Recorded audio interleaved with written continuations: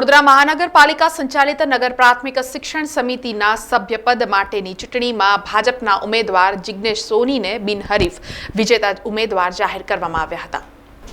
વડોદરા મહાનગરપાલિકા સંચાલિત નગર પ્રાથમિક શિક્ષણ સમિતિના સભ્યપદ માટેની ચૂંટણીની પ્રક્રિયા ચાલી રહી છે। ડોક્ટર હેમાંગ જોશીને ભારતીય જનતા પાર્ટીએ સાંસદના ઉમેદવાર તરીકે જાહેર કર્યા બાદ સભ્યપદની જે જગ્યા ખાલી પડી હતી તે માટેની ચૂંટણી યોજાઈ રહી હતી, જેમાં ભારતીય જનતા પાર્ટી સમર્પિત જિગ્નેશ સોનીએ પાર્ટીના મેન્ડેટ બાદ ફોર્મ ભર્યું હતું। ત્યારે આજે તે ફોર્મની ચકાસણીની પ્રક્રિયા હાથ ધરવામાં આવી હતી। ફોર્મની ચકાસણી પૂર્ણ થયા બાદ તે ફોર્મ મંજૂર થયું હતું, જે માત્ર એક જ ઉમેદવાર જિગ્નેશ સોનીએ ફોર્મ ભર્યું હોવાથી નગર પ્રાથમિક શિક્ષણ સમિતિના એક સભ્યપદ માટેની ચૂંટણીમાં બિનહરીફ વિજેતા ઉમેદવાર તરીકે જિગ્નેશ સોનીના નામની જાહેરાત ડેપ્યુટી કમિશનર હસમુખ પ્રજાપતિએ કરી હતી।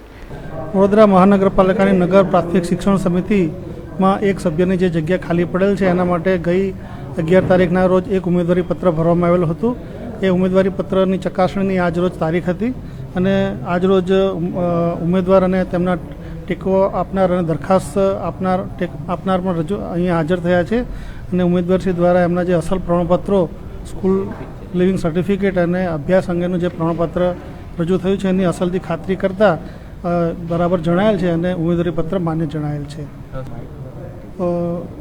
જે સ્કૂલ બોર્ડના જે ચૂંટણી નિયમો છે એના નિયમ 11 હેઠળની જોગવાઈ હેઠળ જ્યારે ઉમેદવારી પત્ર માન્ય રાખવામાં આવેલું હોય અને ફક્ત એક જ ઉમેદવારી પત્ર રજૂ થયું હોય તો એને બિનહરીફ ઉમેદવાર ચૂંટાયેલા તરીકે જાહેર કરી શકાય છે। એ પ્રમાણે તેઓ બિનહરીફ ચૂંટાયેલા જાહેર થાય છે। જિગ્નેશ સોનીએ આ તબક્કે પ્રતિક્રિયા આપતા રાષ્ટ્રીય સ્વયંસેવક સંઘની વિદ્યા ભારતી સંસ્થા અને MS યુનિવર્સિટીમાં તેમણે કરેલી બાળકો માટેની કામગીરી આ શિક્ષણ સમિતિની સેવા દરમિયાન કામમાં આવશે તેમ જણાવ્યું હતું, જ્યાં જિગ્નેશ સોનીના સમર્થકોએ તેમને પુષ્પહાર પહેરાવી વધાવી લીધા હતા અને નવી જવાબદારી માટે શુભેચ્છા આપી હતી। પાર્ટીએ મને જે નાના કાર્યકર્તા તરીકે એક સેલના સહકન્વીનરને આ જે મોકો આપ્યો છે એ માટે સૌથી પહેલાં તો હું પ્રદેશના નેતાઓ અને ખાસ કરીને પાટીલ સાહેબ, રત્નાકરજી, ગોરધનભાઈ ઝડપિયા સાહેબ અને એમના માર્ગદર્શનથી વડોદરા શહેર પ્રમુખ અને તમામ શહેરના હોદ્દેદારોના સહકારને કારણે આજે હું આ શિક્ષણ સમિતિમાં જવાને લાયક બન્યો છું। ત્યારે આ એક રાષ્ટ્ર નિર્માણનો યજ્ઞ છે। નાના બાળકોને તૈયાર કરવા એટલે આપણા ભવિષ્યના રાષ્ટ્રનું નિર્માણ છે।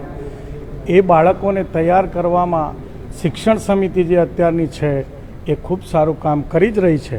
એને વેગ મળે એમાં હું મારા પ્રયાસોને પણ ઉમેરી અને સૌની સાથે રહી અને આગળ ખૂબ સારું કામ થાય અને મારા કેટલાક નવા વિચારો હશે એ પણ હું આપવાનો પ્રયત્ન કરીશ અને ખૂબ સારી રીતે આપણે આ યજ્ઞમાં આહુતિ આપીશું। સમાચારોના સતત અપડેટ માટે TNN ન્યૂઝને YouTube પર સબસ્ક્રાઇબ કરી બેલ આઇકોન પ્રેસ કરો અને અમારી સાથે જોડાયેલા રહો Facebook, Instagram અને Twitter ઉપર।